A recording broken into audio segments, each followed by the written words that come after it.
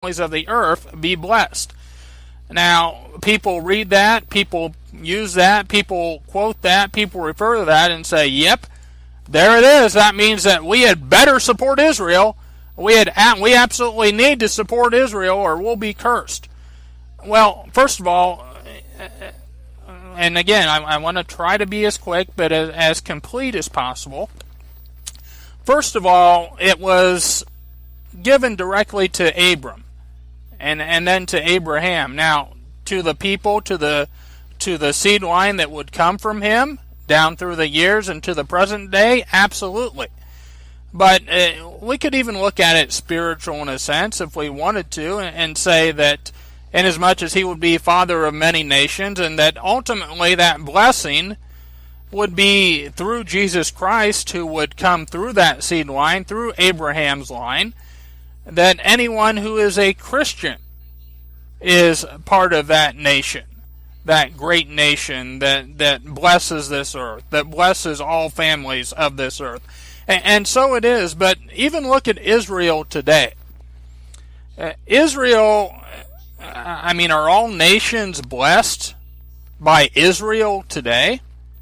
Who is, again, as we might say, and certainly we've fallen a bit, if not more than a bit, but who has been the superpower of superpowers? Who has been a nation that certainly has been greatly blessed and has helped out in many ways by providing money, by providing essentials, be it food, to nations that have a shortage or are not able to grow food as well, but who has been essentially the most prosperous, blessed nation that has many, many times shared those blessings with others? It's been our nation that we live in right here, the United States of America. And you can go to Hosea. I want to go there quickly. Hosea chapter 1, verse 10. A verse that is often quoted as well, that I've quoted on various podcasts. Yet the number of the children of Israel shall be as the sand of the sea, which cannot be measured, not numbered. And it shall come to pass that in the place where it was said unto them, Ye are not my people, there it shall be said unto them, Ye are the sons of the living God. Now again, those living in that nation that we call Israel today are not necessarily as numerous as the sands of the sea. There is a set number. It's not a very large area, geographically speaking. But if you extend that out to all of the Christian nations of the world, you refer to the lost tribes of Israel. Well, who lost them? God sure as heck didn't. But they did lose their identity. But you can go back through history, and you can read of the migrations after the captivity by the Assyrian, and you will find many a historian, or at least some historians, who will document that the Saxon people, that the Danish people, that the Scythian people, that the Cimmerian people, that these were all peoples that migrated over the Caucasus Mountains, forming that term that we call today Caucasians, that they came out of that captivity, that they settled and established these lands. I will post a link, and I would encourage you as well to do this. I'll post this on American Faith Today, the Facebook page, for time's sake. It's from the American Wisdom series. It's a little pamphlet on July 4th, 1776. And basically, there is plenty of reason to believe that the United States now there's other tribes and people from the other tribes who live within our country as well, but that the United States represents the tribe of Manasseh.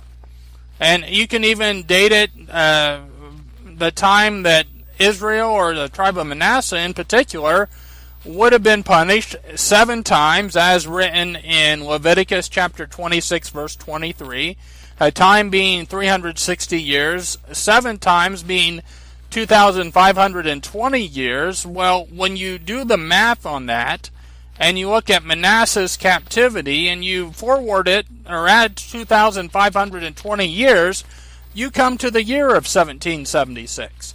And so it is. Manasseh considered by many the 13th tribe of Israel, and you have 13s all over the symbology of the United States with the founding of the United States, and certainly 13 stars, 13 stripes, 13 original colonies. You have the American eagle, I believe, on the seal, or one of the early seals, with 13 olive branches.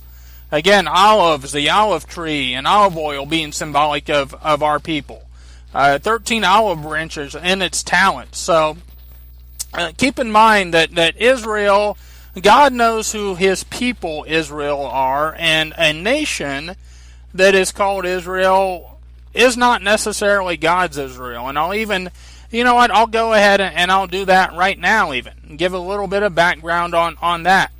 If you don't know, you probably, many are familiar with the Rothschilds. This from Freedom-Articles, a website. I'll post the link.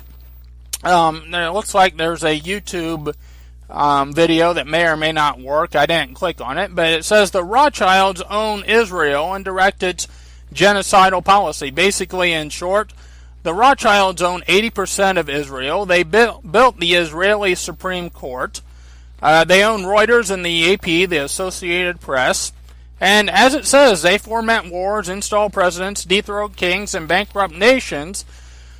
They operate behind the scenes as, quite frankly, the bad fig of Jeremiah chapter 24. And you can read of that fig, that parable of the fig tree in Jeremiah chapter 24, in which you have a good fig that returns to Jerusalem, but you also have an evil, naughty fig that returns to Jerusalem as well. And so you have those of Judah and Benjamin that are in Israel, but you have those who do lie and claim to be of Judah or of Benjamin and are not.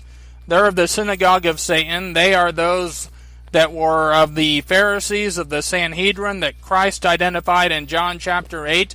They are of their father, the devil. And they do like to operate behind the scenes, these people. But they, as it says, they engineered World War I and waited until 1917 when Britain was in trouble. The Rothschilds then promised the British government, by the way, the Rothschilds basically already owned Britain. They already owned the central banking system, the monetary system, the money printing, the money supply of Britain. They promised the British government that they would get the U.S. to enter World War I. Actually, I'll say World War... Well, no, it was World War I. On the side of Britain, and thus ensure Britain's victory over Germany and others. But they wanted Palestine in return. So the Balfour Declaration was created. An official letter from British Foreign Secretary James Balfour to Baron Rothschild that basically bequeathed Palestine to a national home for the so-called Jewish people. Palestine was never Britain's to give away, as it says. It rightfully belonged to the Arab and Palestinian people living there at that time. The Rothschild Zionist Jews came in, took over, and forcibly evacuated and killed millions of Palestinians who lived there. They are still committing genocide to this day. And so you have this Zionist state of Israel, and you can read up on that. You can do your own research on that. You can agree, you can disagree, but there's certainly much to back that up. Now, having said that, and I've used more time than maybe I wanted. Like I said, I try to use my time judiciously, but I wanted to issue some background as well. Now, let me get to Baldwin. Baldwin saying I was right about Russiagate and I'm right about Israelgate. This from ChuckBaldwinLive.com. And he talking about collusion with Russia was never the crime. But here it talks about, actually mentions the book Fire and Fury by Michael Wolff that describes a conversation between former White House chief strategist Steve Bannon and Roger Ailes, the former CEO of Fox News, who died in May of 2017. According to this excerpt, Bannon informed Ailes that President Donald Trump, Prime Minister of Israel Benjamin Netanyahu, and their billionaire benefactor, Zionist Sheldon Adelson, are in agreement with moving the U.S. Embassy to Jerusalem. Adelson is an American casino mogul who donated $25 million to the Trump campaign and funds Israel's most popular daily newspaper, Israel Today, which is widely understood to be pro-Netanyahu, and he also donates, of course, funds Benjamin Netanyahu as well. The exchange between Bannon and Ailes adds further confirmation to the Trump administration's collusion with Israel, which was revealed in Special Prosecutor Robert Mueller's indictment of General Michael Flynn. He lied to FBI agents about his conversations with Sergei Kishlak, then Russian ambassador to the United States, in December 2016, when Trump was president-elect.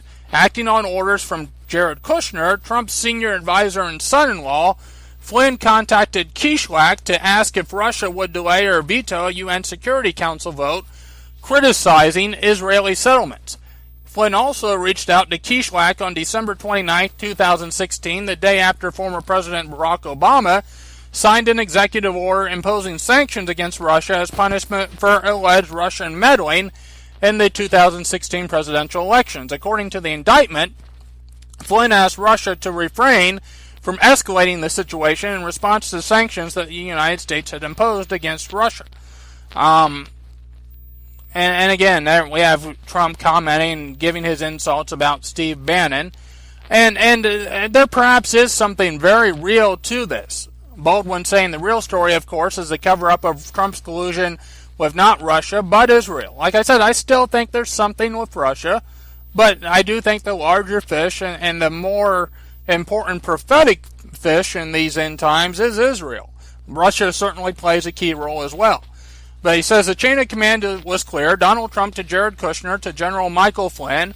All the brouhaha about collusion with Russia that led to the firing of Flynn was merely a smokescreen to cover up the Trump administration's collusion with Israel, and Flynn was the fall guy. Israel's highest-ranking foreign agent, Kushner, continues to guide Trump's Zionist foreign policy without the slightest impediment. And here he says, actually, maybe this even influenced me, saying that Israel is America's sacred cow, the third rail of politics. No one dares to criticize it, much less expose its manifold crimes. And by the way, we now have an anti-Semitic or an anti-Semitism czar. I don't know if you were aware of that or not, but Congress basically passed legislation, Trump signed it, that it created an anti-Semitism czar. You have Mike Pompeo out there saying that anti-Zionism is anti-Semitism. You have moves being made to make any kind of boycott of the Israeli government, any kind of criticism of the Israeli government being illegal. Baldwin says Israel is also America's Trojan horse. Virtually the entire country is scared silly. By the way, I will add, he adds, with America's evangelical Christian pastors and churches leading the way, is scared silly to say anything critical of Israel. Fortunately, the hackneyed moniker anti-Semitic is fast losing its sting as more and more people are awakening to the rank evil and criminality committed by the Zionist state, and not the least of which is a plethora of Jewish people, including rabbis. He goes on to talk about the Adelson investment / bribe on Donald Trump in behalf of Israel. And talks about, again, his funding of Trump, Trump moving the U.S. Embassy in Israel to Jerusalem, withdrawing from the Iranian nuclear deal. Adelson also credited with opening the door for John Bolton, who is a notorious warmonger, warhawk, pro-Israel, anti-Iran. Adelson credited with opening the door for Bolton's appointment to National Security Advisor in March. Baldwin refers to Trump as our first Zionist president. He says Donald Trump is a Zionist water boy in the Oval Office. Trump's collusion was never with the Russian government. It was always with the Bolshevik, Ashkenazi, Zionist, I'll add Kennite mafia, the new deep state that has now ousted the old Clinton-Bush mafia, the old deep state, from power. And that coup was stunningly successful and swift. Accordingly, Donald Trump has faithfully filled his administration with quintessential Zionist insiders, including Mike Pence, Mike Pompeo, John Bolton, Nikki Haley, Elliott Abrams, Gary Cohn, Steve Mnuchin, Wilbur Ross, David Friedman, Jared Kushner, et al. Many of these people connected to Goldman Sachs. Many of these people, by the way, connected to Jacob Rothschild. He talks about Trump, who was fighting to save his Zionist counterpart Netanyahu, of course, was reelected, either